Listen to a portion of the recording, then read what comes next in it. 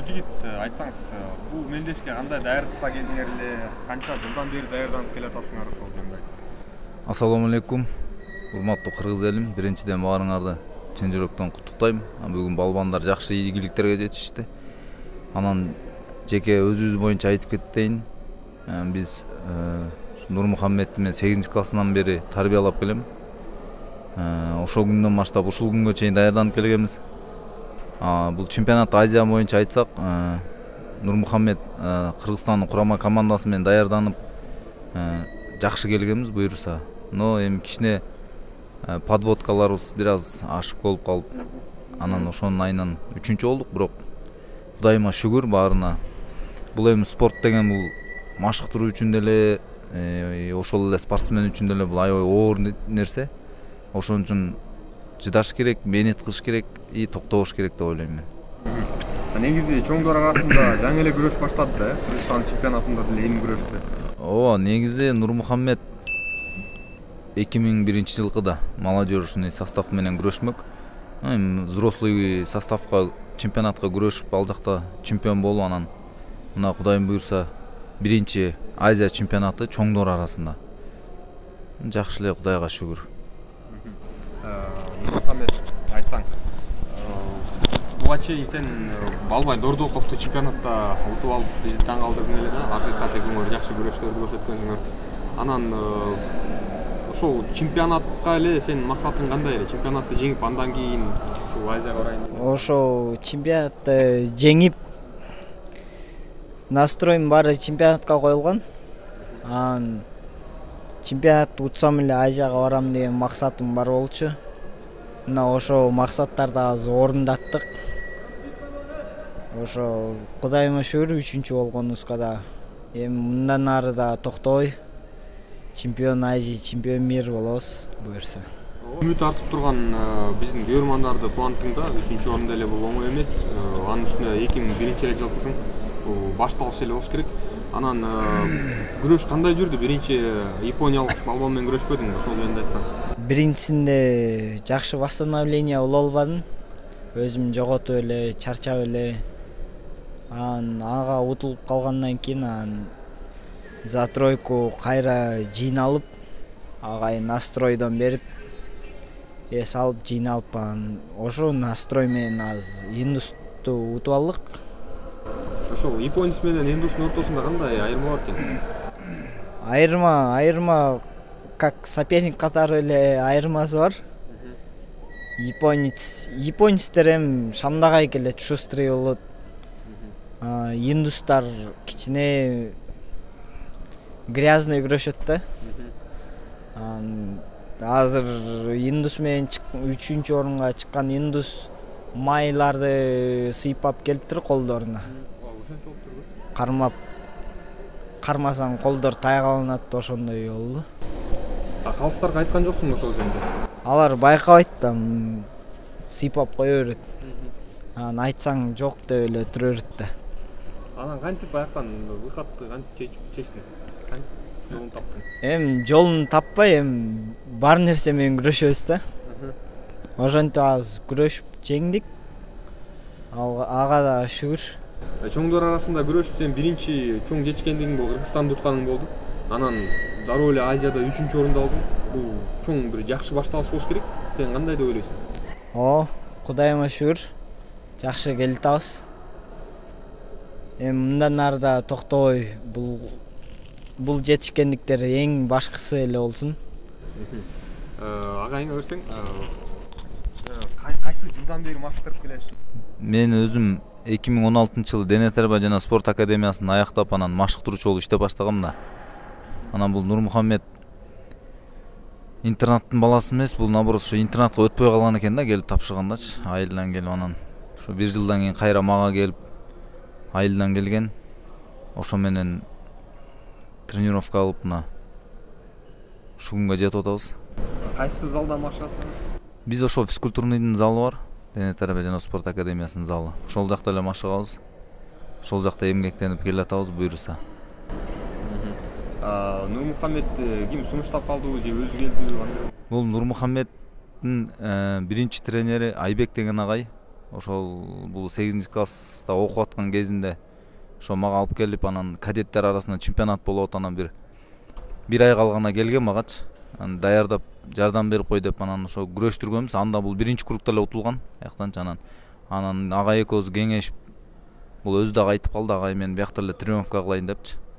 Ошо мен 1 жыл даярдадым. 1 жылдан кийин кадеттен 2-нчи болгон чемпионаттан. Кайра кийинки жылы молодежьго өтүп туруп, молодежьдон 2-нчи болгон. Анан ошо буюрса былтыр дагы чемпионат мирде күрөшүп, японец менен бронзага күрөшүп, 7 секунд калганда бросок учуп кетип утулуп калган да. Эми бардык нерсе бул Алланын буйругу менен болот экен да. Ушуга нерсе, значит, буйруган экен бизге. Кудайым буйруса. Негизи азыр жаштар катуу чыгып атат да. Бул 2000-2001 жылга чейин күрөшүп атат. Ошол эмнеден улам болуп атат деп ойлойсуң? Бул эми биздин Кыргызстанда бул күрөштүн деңгээли бул аябай көтөрүлдү дегенди билдирет да. Бул деңгээл азыр бизде. Мен өзүм күрөшүп жүргөн кезде, кадет кезинде күрөшүп жүргөндө могу Россиянын чемпионаттарын көрчүбүз телевизорлордончу.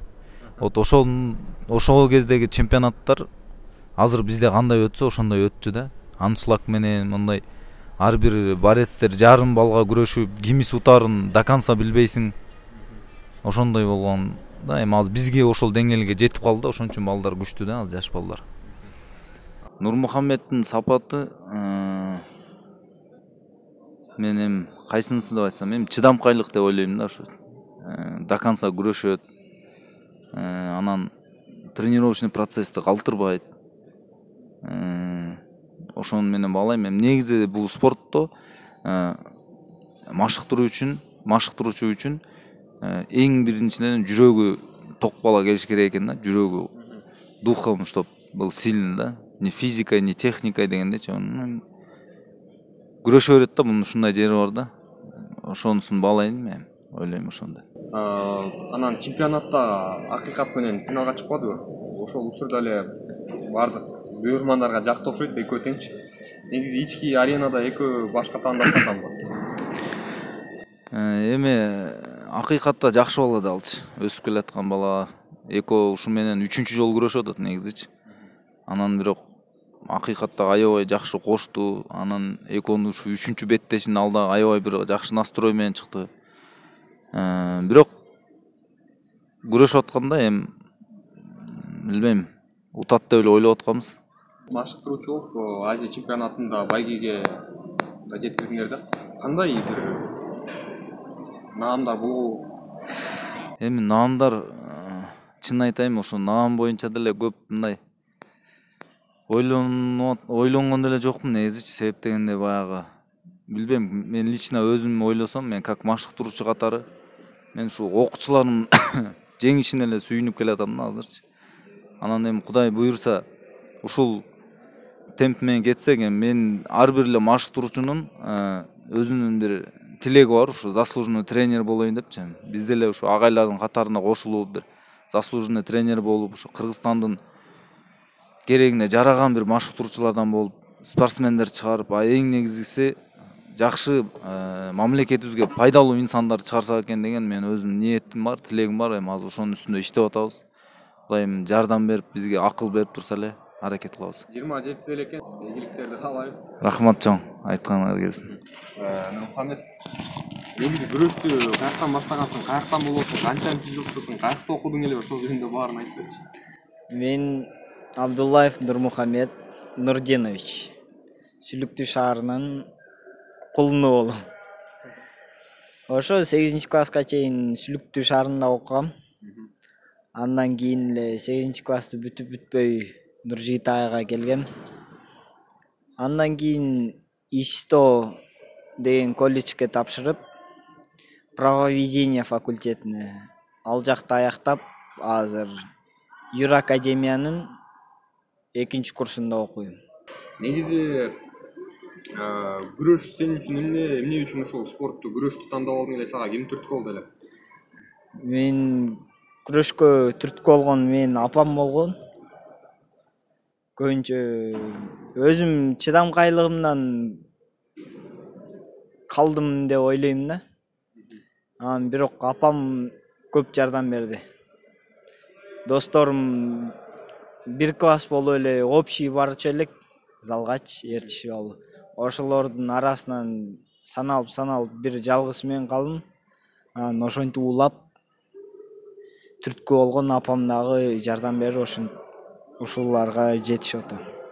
Негизи кыргыз балбандарынын ичинен сага ким жагат, кумирди катары кимди тутасың?